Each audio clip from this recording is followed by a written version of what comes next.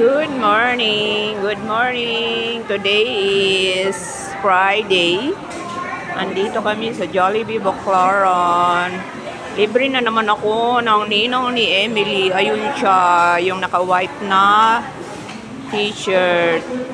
Libre na naman niya ako. Kasi namili siya ng mga Girl Scout uniform para sa kanyang store.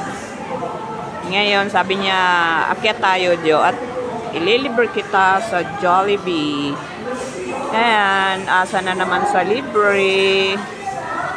Tapos, binilang ko naman si Emily ng isang burger without cheese. Kasi yun lang ang mura. 40 pesos lang siya.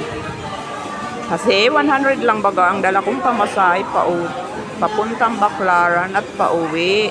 Baka mamaya maglakad naman si ako.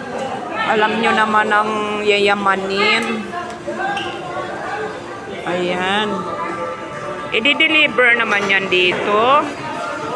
Kuning ko daw doon. Di man lang yan i-deliver dito. Hini-deliver naman yan.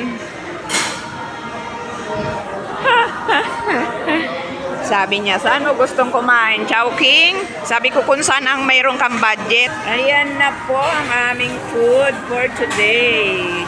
Chicken at French fries. Ayan siya. O, diba? Siya yung naglibre sa amin sa Shakey's. Ngayon, dito naman niya ako nilibre sa Jollibee. Kutsara mo, sister.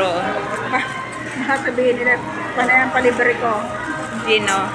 Sila. Yan ang, yan ang maganda. Gutom. Nagkapilang daw siya sa bahay. Tapos, ito naman yung uwi ko kay Emily burger. Yan. Tapos siya, may uwi lang siya sa apo niya. Yan. Kami ay kakain na. Salamat sa mga sumusuporta sa aking small channel.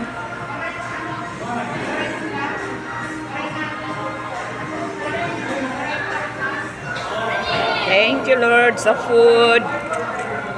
Ayan. Sausaw natin yan dyan. Kung ako may ice cream, sausaw ko ayan sa ice cream. Dahil walang ice cream, hindi na ako masyado nag-ice cream ngayon. Nag-iingat tayo sa ating kalusugan. Ayan. Thanks for watching, mga kalalab. Bye!